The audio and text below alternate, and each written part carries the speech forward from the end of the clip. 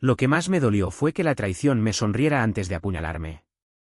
Ese día, como tantos otros, yo creía en lo que tenía. Creía en mi hogar, en mi familia, en esa normalidad que uno defiende como si fuera sagrada. Habíamos ido a una sesión de fotos navideña. Era una costumbre nuestra, cada diciembre, Carolina y yo llevábamos a Valentina a retratarse para el calendario familiar. Le encantaba, y ese año no era la excepción. Tenía 6 años y una sonrisa que podía desarmarte en 2 segundos. Vestido rojo, moño blanco, medias con renos. Carolina le retocaba el cabello con una dulzura de catálogo, la misma que tantas veces me hizo pensar, ¡qué suerte tengo! Yo observaba la escena con orgullo. Era mi familia. Mi vida. Carolina parecía tan presente, tan dedicada, tan perfecta. Sus dedos acomodaban el listón de Valentina como si no hubiera una sola preocupación en su mundo. En ese instante, sentí que todo valía la pena. Las jornadas dobles, las horas extra, las discusiones pequeñas, todo se justificaba con momentos así. Éramos, al menos en mi mente, una postal. Hasta que una frase lo desarmó todo. Fue el fotógrafo. Mientras cambiaba el lente, entre una toma y otra, lanzó el comentario más letal que he escuchado en mi vida.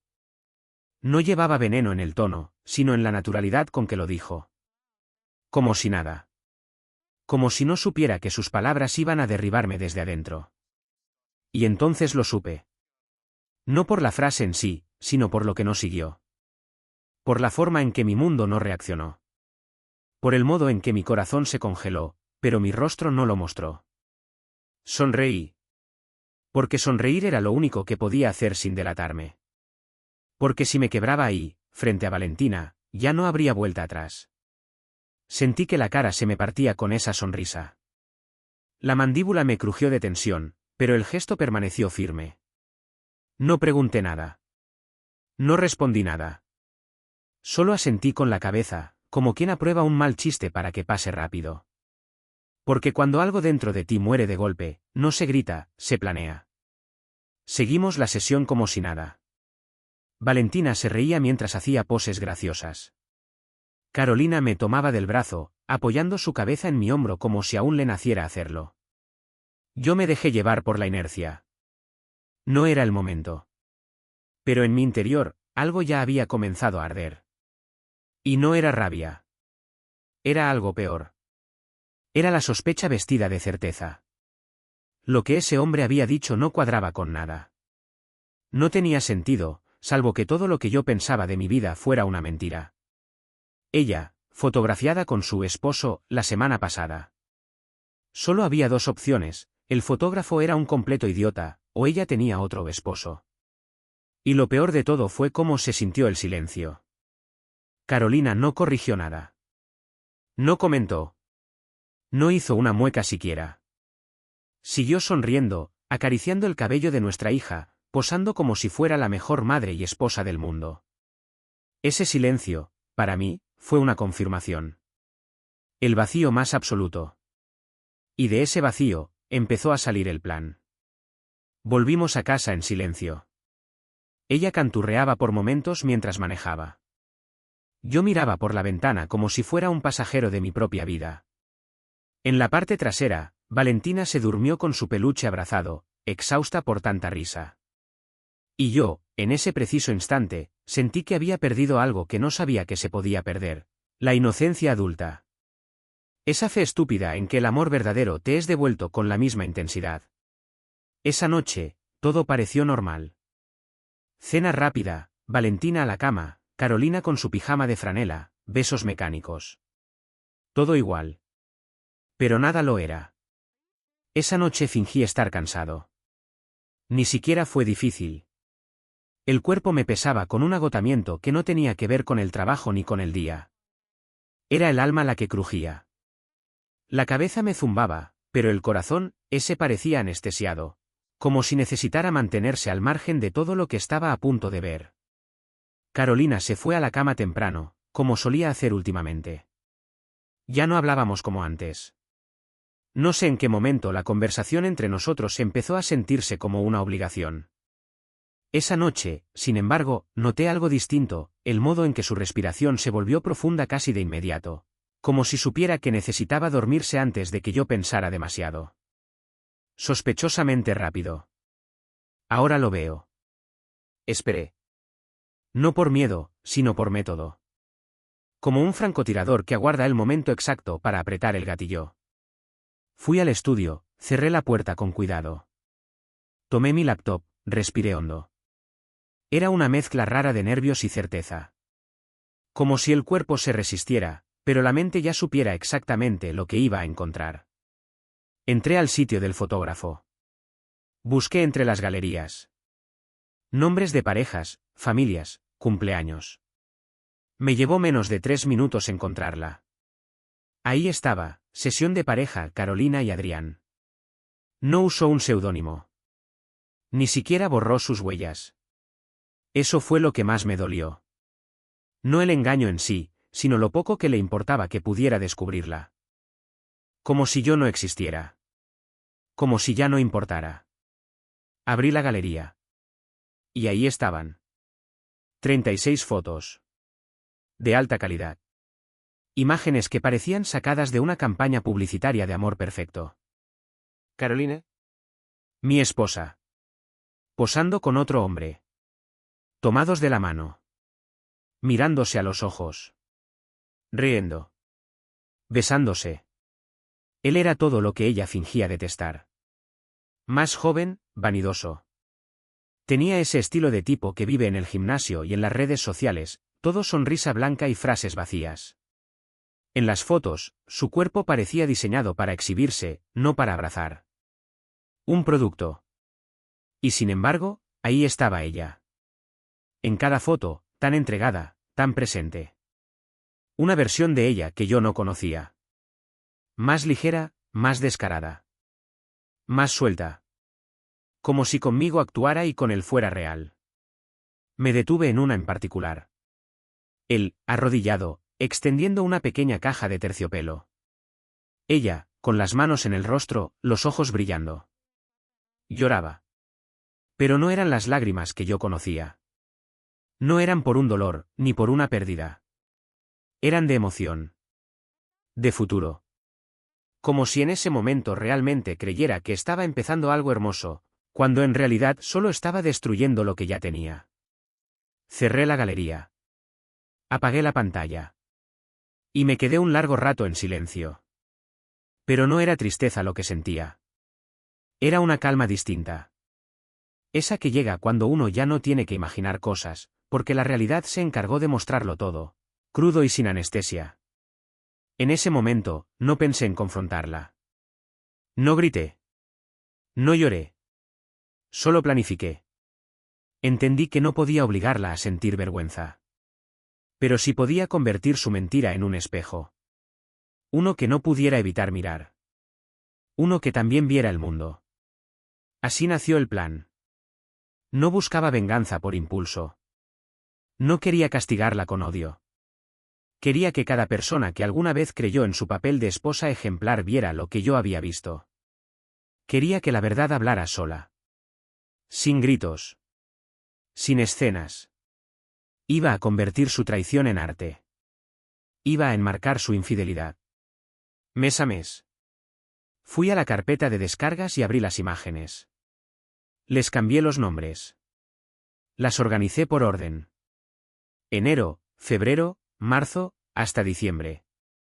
Y empecé a construir el calendario. Un proyecto meticuloso, casi clínico. Cada mes tendría una imagen de esa galería. Cada imagen tendría una frase. No insultos. Nada grosero. Solo pequeñas verdades disfrazadas de ironía. Golpes suaves pero precisos. Como un bisturí. Usé una plantilla elegante. Tipografía sobria. Blanco, negro y rojo. La estética de la verdad no necesita adornos. Enero mostraba a Carolina y su amante caminando por un sendero otoñal, tomados de la mano. La frase, el amor verdadero comienza donde el anterior está demasiado ocupado trabajando horas extra. Febrero, ella apoyando su cabeza en el hombro de él, con una sonrisa que yo nunca había visto. La frase, el mes del amor y del olvido con estilo. Y así seguí. Cada imagen una prueba. Cada frase un susurro lleno de filo. Un calendario para recordarle, día tras día, lo que había hecho. Lo mandé a imprimir en papel de alta calidad. Nada de copias caseras. Quería que se viera hermoso. Que nadie pudiera decir que no era profesional. Pagué por un acabado premium. Laminado mate. Espiral metálico. Porque si iba a regalarle su traición, al menos sería en el mejor envoltorio posible. Mientras subía los archivos a la imprenta online, me di cuenta de algo. No tenía rabia. Ni siquiera desprecio. Tenía una claridad nueva. Una distancia emocional que me liberaba. Porque ahora tenía el control. Y lo mejor, ella no sospechaba absolutamente nada. Dormía a mi lado como si todo siguiera igual. Pero la fecha de su caída ya estaba impresa. 12 meses. 12 verdades. Una historia contada sin gritar. Solo mostrando. Solo dejando ver. La galería de la infamia ya tenía formato. Y el calendario de su desmoronamiento ya estaba en producción. Cada mes era una pequeña trampa perfectamente diseñada, una imagen distinta de ellos dos. Una frase sarcástica, un golpe seco que no necesitaba violencia para dejar huella. Todo tenía un propósito, que cada hoja arrancada le recordara que las mentiras no se olvidan con el cambio de estación. Julio mostraba a Carolina abrazando al otro tipo en un campo nevado, luciendo más enamorada que nunca. La frase elegida era un puñal envuelto en terciopelo. El amor de invierno florece mejor cuando tu marido está trabajando horas extra. Diciembre coronaba la historia con la escena del falso compromiso, el anillo brillante en su dedo, lágrimas de emoción en su rostro, y la leyenda implacable, 2 promesas, un anillo, 0 moral. No me conformé con una copia. Mandé a imprimir 5. Una destinada a ella, por supuesto. Otra para su madre, que durante años me miró como si no fuera digno de su hija perfecta. Una tercera para su jefe, el mismo que organizaba cenas navideñas familiares donde ella siempre fingía ser la esposa ejemplar. La cuarta la enviaría directamente al prometido, ese pobre diablo que creía haber encontrado en Carolina a su gran amor. La última, para mí. No como trofeo, sino como recordatorio. Para no olvidar nunca la lección que la vida acababa de tatuarme en carne viva. Preparé todo con la paciencia de quien sabe que la verdad tiene su propio ritmo. Espera silenciosa. Impacto asegurado. Llegó Nochebuena.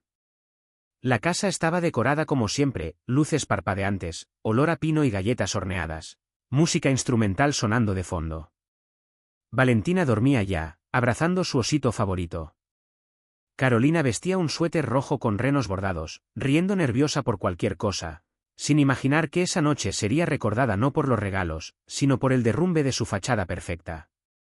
Le extendí su regalo envuelto en papel dorado, rematado con un moño que parecía decir, aquí empieza tu verdadero año nuevo. Ella lo abrió. Tardó apenas un segundo en entender. Una primera foto. Una primera frase. Un primer latigazo de conciencia. Sus manos temblaron levemente. Pasó la página. Otra foto. Otra frase. Otro golpe. La cara se le descompuso lentamente, como si su máscara se derritiera bajo una luz demasiado intensa. El corazón, esa noche, no me latía rápido. Latía firme. ¿Serio? Como el tambor que marca el paso en una marcha de guerra. Y entonces vino el caos. Primero la incredulidad. Después la rabia. Luego, las lágrimas. Gritó, como si el volumen pudiera alterar los hechos impresos. Lloró, como si el llanto pudiera borrar las imágenes. Negó todo con una desesperación torpe. Aseguró que todo era un montaje, una edición, una broma cruel organizada por enemigos invisibles. Dijo que el hombre era un actor contratado para una campaña publicitaria que nunca vio la luz. Aseguró, casi balbuceando, que había sido una apuesta, una sesión improvisada, algo sin importancia. Excusas lanzadas al viento como monedas en un pozo seco. Yo la observaba en silencio. No dije nada. No era necesario. Me serví una copa de vino, disfrutando el leve sonido del líquido llenando el cristal, mientras ella se desmoronaba frente a su propio reflejo. Cada palabra suya era una soga apretándose más y más alrededor de su credibilidad. Y entonces saqué mi as bajo la manga. Un pequeño archivo de vídeo que había encontrado casi de casualidad en el mismo sitio del fotógrafo. Una grabación informal, sin edición, donde ellos cenaban en un restaurante, entre risas y confidencias, filmados por algún cómplice o camarero imprudente. Ella reía como nunca la había visto reír conmigo. Y en medio de esa risa, decía claramente, sin remordimiento alguno, que su esposo, yo, era un tonto funcional que nunca se enteraría de nada. Ahí no había lugar para interpretaciones. No era una pose, no era una actuación. Era su voz, su tono, su desprecio convertido en palabras. Una puñalada, pero esta vez, con firma y dedicatoria. Carolina cayó sentada en el sofá, como si el peso de la verdad finalmente la hubiera derribado. Ya no había gritos. Ni lágrimas. Solo un vacío enorme entre nosotros. El calendario, aún abierto sobre sus piernas, parecía brillar bajo las luces parpadeantes del árbol de Navidad. Cada página una herida. Cada frase una sentencia. No sentí odio. Sentí paz. La misma paz que se siente cuando, después de luchar contra la marea, uno se deja llevar, sabiendo que ya no tiene sentido resistir. Esa noche no hubo abrazos. No hubo brindis. No hubo esperanza. Solo dos personas sentadas en extremos opuestos de un campo de ruinas. Ella mirando su caída impresa en papel satinado. Yo, brindando en silencio con mi propia dignidad rescatada. Y así terminó nuestra última Navidad juntos. No con una pelea. No con un portazo. Sino con la verdad, desnuda y brutal, adornando cada rincón de la casa que ya no era un hogar. Los siguientes días fueron una tormenta perfecta, de esas que no avisan con truenos, sino que simplemente caen y arrasan con todo. No tuve que mover un solo dedo más. El calendario que regalé fue suficiente para abrir grietas donde ella jamás pensó que las abría. Cada persona que recibió su copia actuó como un detonador silencioso, esparciendo la verdad con una eficacia que ni el mejor rumor podría haber igualado. La primera en reaccionar fue su madre. Una llamada llena de sollozos llegó a mi teléfono apenas la mañana del 25. No contesté. No porque no quisiera escucharla, sino porque ya no tenía nada que decir. Después de años de mirarme con desdén, ahora la culpa la desbordaba. Esa mujer que siempre me trató como si fuera un simple accesorio de la vida perfecta de su hija, ahora enfrentaba la amarga ironía de ver su orgullo destruido por la propia persona que adoraba ciegamente. Entendió, demasiado tarde, que los monstruos que uno cría en casa no siempre vienen de fuera. Pocas horas después, el jefe de Carolina entró en escena. La citó de urgencia en la oficina. Por supuesto, la empresa no podía permitirse la imagen de una empleada envuelta en un escándalo público, mucho menos cuando se trataba de relaciones turbias que comprometían su profesionalismo. La suspendieron indefinidamente. Así, de un plumazo, se le esfumó la fachada de mujer exitosa y responsable que tanto se había esmerado en construir. Pero el golpe más brutal no vino de su madre, ni de su jefe. Vino del prometido. El hombre que, hasta hacía poco, sonreía orgulloso en las fotos junto a ella. Resulta que él no sabía que Carolina era una mujer casada. Que su amor de cuento de hadas tenía letra chica y cláusulas ocultas. Me escribió un correo breve, lleno de disculpas sinceras. No lo odiaba. De hecho, sentí pena por él. Otro peón en la misma partida. Lo verdaderamente impactante vino después. Adjuntó una captura de pantalla, una conversación de mensajes de texto entre él y Carolina. Ahí estaba ella, enviándole una foto de un test de embarazo positivo. Acompañada de un mensaje donde le insinuaba que pronto serían una familia. La mente me dio vueltas. No porque creyera en esa noticia, sino por lo que representaba. Carolina ya no solo engañaba. Jugaba. Tanteaba a los hombres como si fueran piezas intercambiables. Un anzuelo aquí, una lágrima allá. Un falso positivo, un compromiso improvisado. Todo para ver quién picaba primero. Consulté los tiempos en mi cabeza. Las fechas no cuadraban. Nada cuadraba. La confirmación llegó más rápido de lo esperado. El propio prometido, roto de decepción, me comentó que había hablado con su ginecóloga de confianza. No había embarazo. No había nunca existido. Todo había sido una maniobra, un ensayo de chantaje emocional, un anzuelo lanzado a ver qué pez desesperado mordía más fuerte. Esa revelación no me rompió. Me liberó. Comprendí que no estaba frente a una simple infidelidad. Estaba frente a una maestra de la manipulación. Un ajedrez viviente donde yo había sido, todo este tiempo, apenas un peón viejo. Prescindible. Olvidable. Desgastado.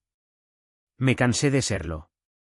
De pronto, todas las piezas de la historia cobraron sentido, las noches de reuniones laborales, los fines de semana de viajes de yoga, las tardes de compras largas. No era que yo no lo hubiera visto. Era que no quería verlo. Y ella lo sabía. Esa noche, sentado frente a la laptop, repasando los mensajes, las capturas, las fotos, las fechas, entendí que no podía dejarlo ahí. No después de todo el daño. No después de la humillación. No después de saber que no era el único hombre que había alimentado sus mentiras. Así que decidí darle el jaque mate final. Ya no bastaba con que su madre llorara o que su jefe la suspendiera.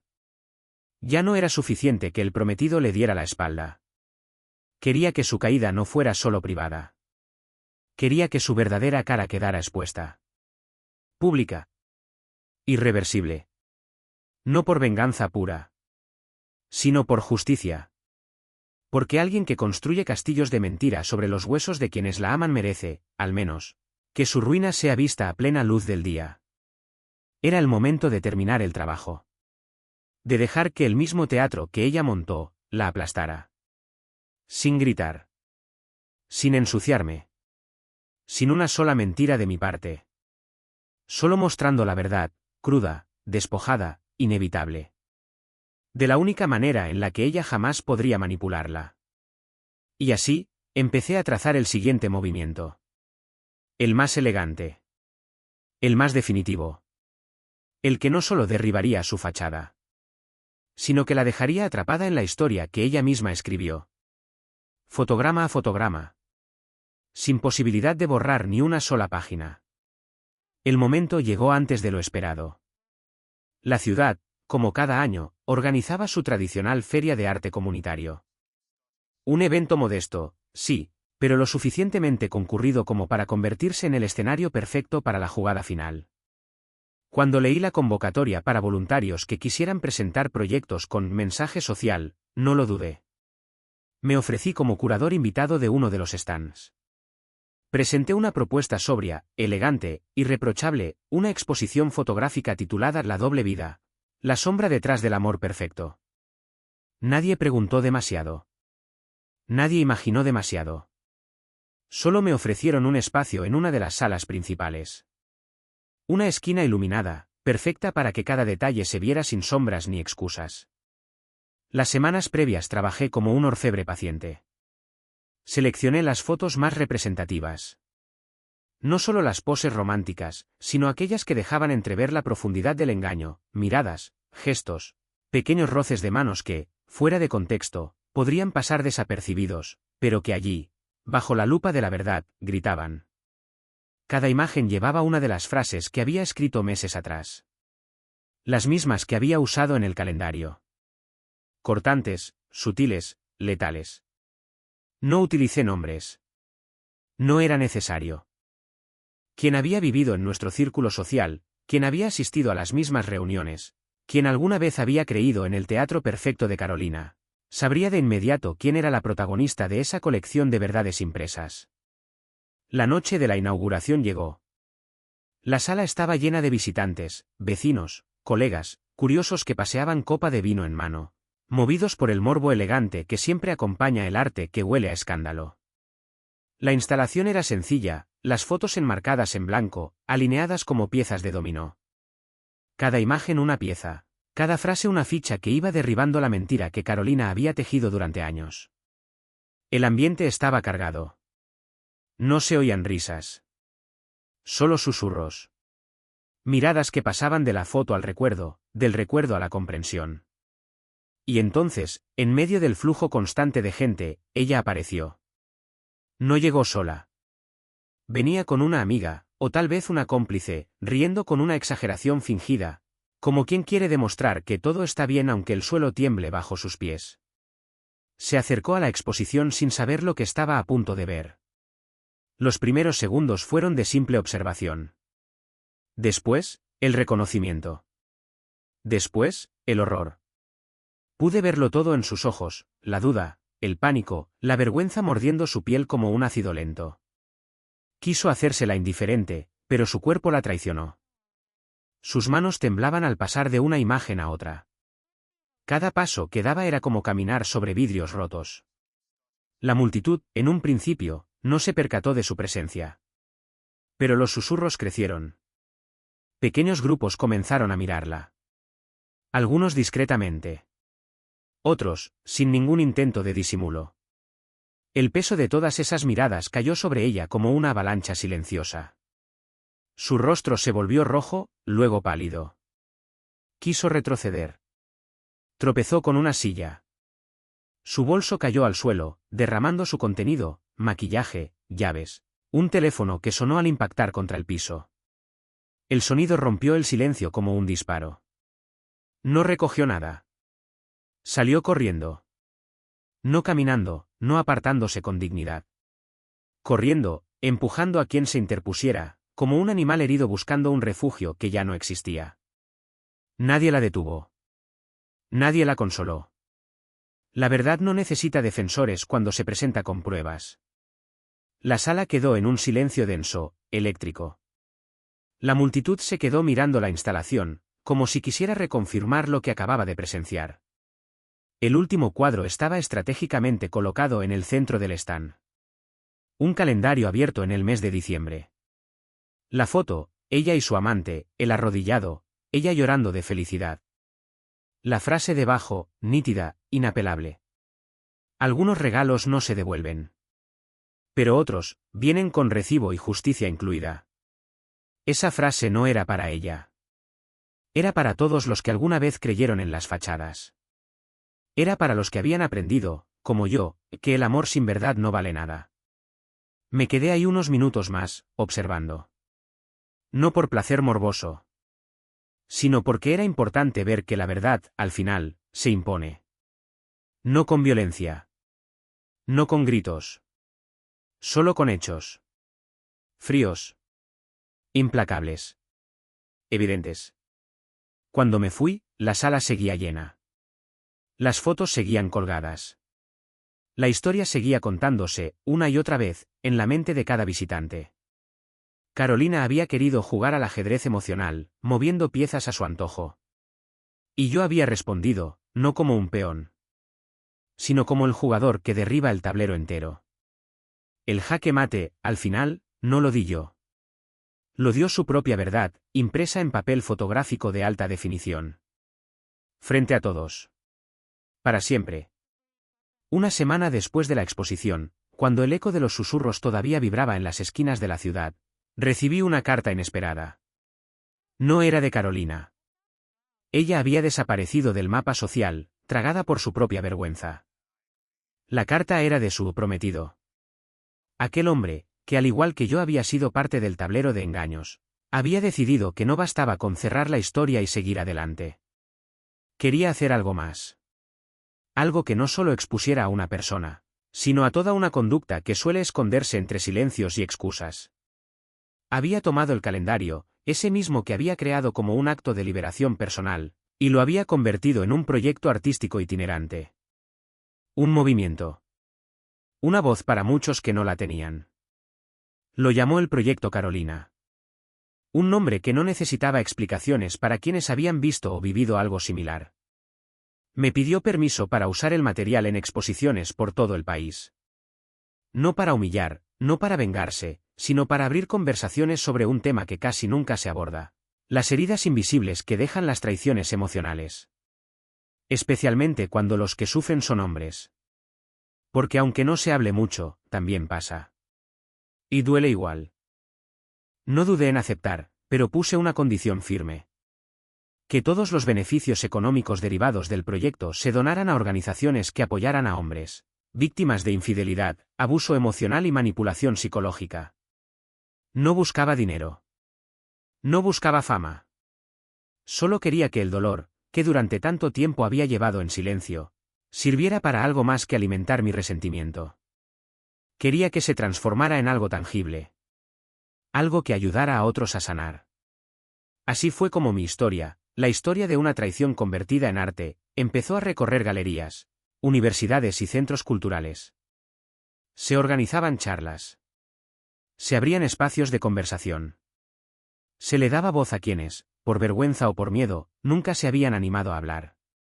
Cada vez que veía una foto del proyecto en redes sociales, cada vez que alguien me enviaba un mensaje contando su propia historia, sentía que algo dentro de mí se cerraba en paz.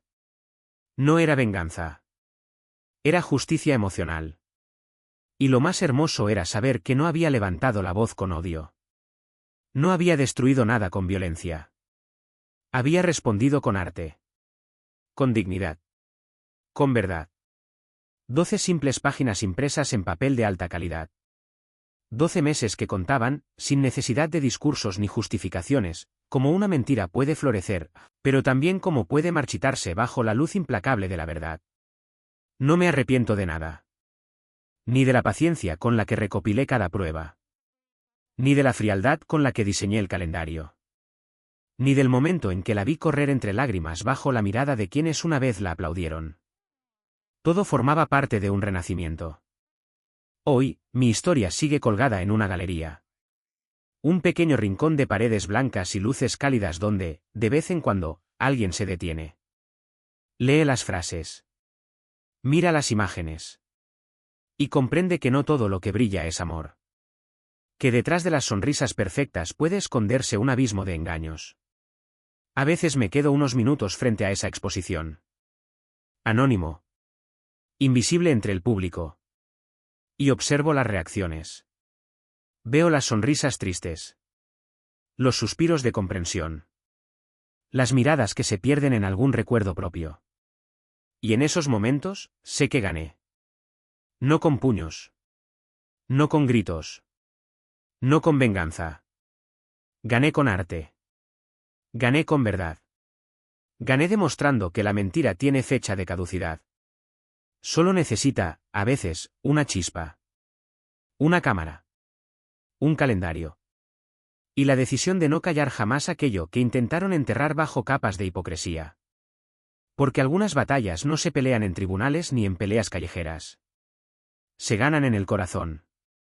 Y yo, finalmente, había recuperado el mío.